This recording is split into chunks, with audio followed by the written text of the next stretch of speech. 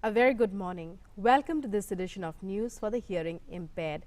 I'm Rukma and with me is Rajni. Let's begin with the headlines.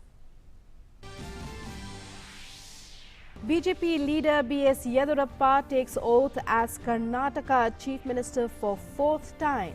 Assembly session for moving confidence motion and for passage of finance bill on Monday. Party's National Working President J P Nadda asserts his party would provide a stable government in the state.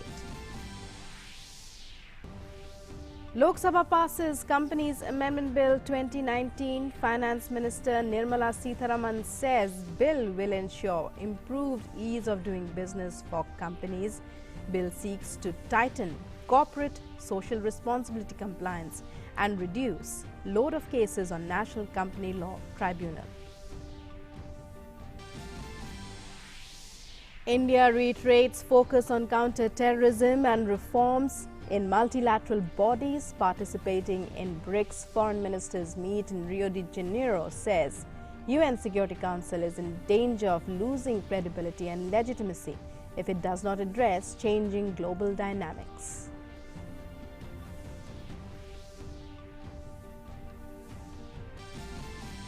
President, Vice President, Prime Minister, Defence Minister lead the nation in paying tributes to Kargil brave hearts. Nation celebrates Vijay Divas marking 20 years of the Kargil victory. Commemorative functions held across the country.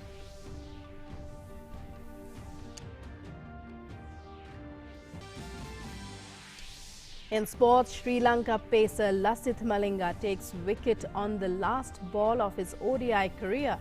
Sri Lanka beat Bangladesh by 91 runs in first ODI.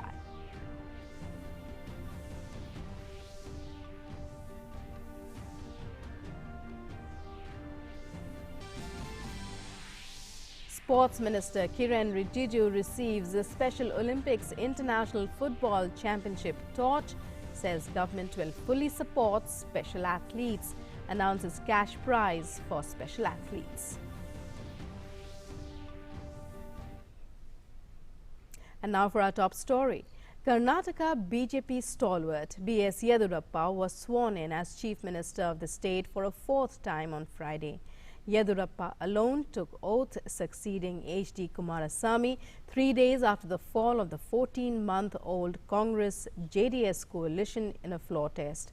Governor Vajubhai Vala administered the oath of office in secrecy to the 76-year-old Yediyurappa, credited with leading the BJP to its first ever government in the South in 2008. Immediately after the swearing-in, Yediyurappa made three big-ticket announcements. The first, his government will face a trust vote at 10 a.m. on the 29th of July. It will then present the finance bill. He announced two additional installments of 2,000 rupees for beneficiaries of PM Kisan scheme. Meanwhile, in Delhi, blaming the Congress JDS coalition for its failure, BJP working president J P Nadda said the coalition government crumbled under its own weight. He further said that his party will provide a stable government under the leadership of Yediyurappa. Lok Sabha recorded yet another productive day on Friday with the passage of the Companies Amendment Bill 2019. The bill seeks to amend the Companies Act 2013 and to strengthen corporate governance and compliance framework.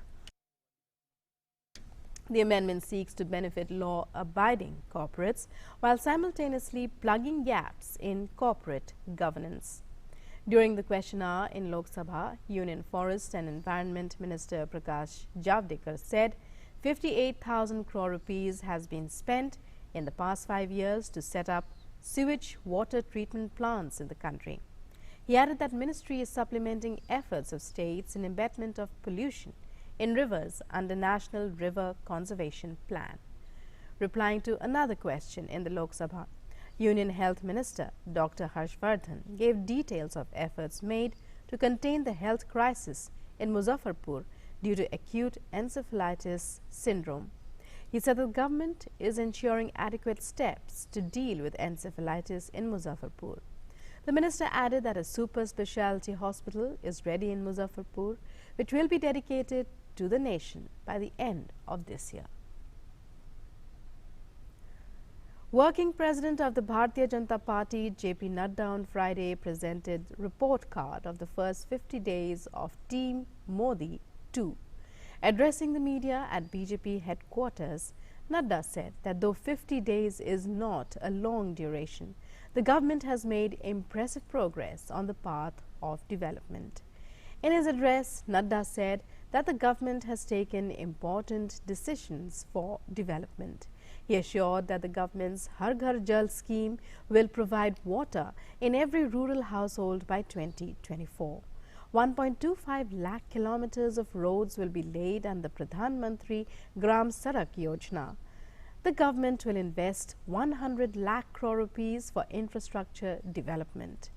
And the government has taken several initiatives for betterment of laborers, which will benefit almost 50 crore workers. He said the decisions taken by the Modi government are for the benefit of everyone.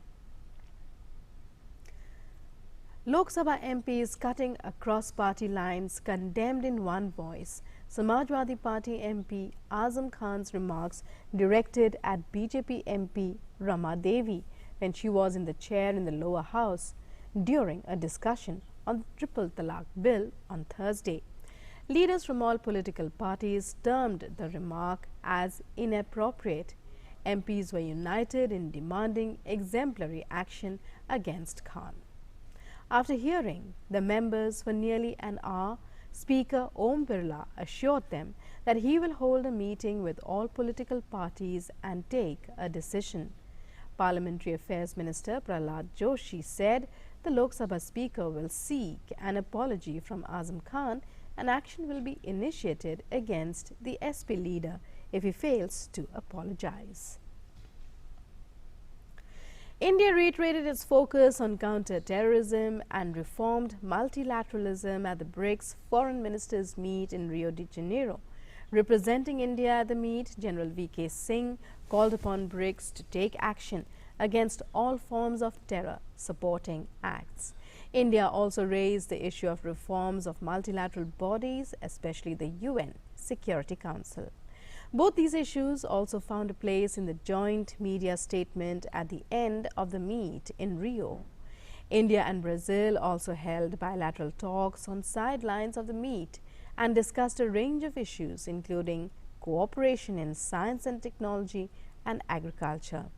The Brazilian Foreign Minister commended India for raising the issue of disaster-resilient infrastructure in the BRICS forum.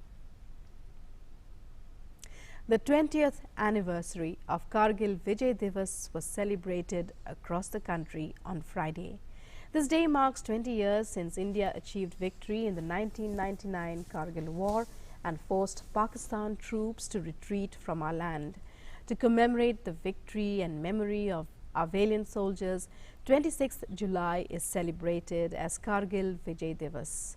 President Ramnath Kovind, Prime Minister Narendra Modi and Defence Minister Rajnath Singh led the nation in paying tributes to Kargil heroes, extolling the bravery of the soldiers who were part of the operation. At the Kargil War Memorial in Dras, Army Chief General Bipin Rawat honoured the families of the martyred soldiers. In a stern warning to Pakistan, he said that the world knows that it shelters terrorists. Both houses of parliament also observed a moment of silence as a symbol of respect to the heroes we lost during the Kargil War. The central theme of this year's celebrations was Remember, Rejoice and Renew. And some weather news now. 17 inbound flights were diverted from Mumbai airport on Friday as the city witnessed heavy downpour. All 17 flights were diverted to nearby airports and 4 flights had to go around before they could land. As the downpour revived memories of the much greater monsoon fury the city had witnessed on July 26, 2005, there were delays of on average more than 1 hour in airport operations. The Met Department has forecast heavy rains in several parts of Maharashtra, including Mumbai, and sounded an orange alert for Raigad, Ratnagiri and Sindhudurg districts. In cricket, Sri Lankan fast bowler Lasith Malinga retired from ODI cricket after the Islanders pulled off an emphatic victory over Bangladesh in the first ODI in Colombo on Friday. In his final match, the bowler recorded figures of 3 for 38 in 9.3 overs. He finished his career with a wicket in his final ball. Overall, in his career, Malinga played 30 tests in which he picked up 101 wickets at an average of 33.16 and 226 ODIs for Sri Lanka in which he picked up 338 wickets at an average of 28.94. Malinga has also played 73 T20s in which he recorded 97 wickets at an average of 19.7 and will still be available for selection in the upcoming T20 World Cup next year.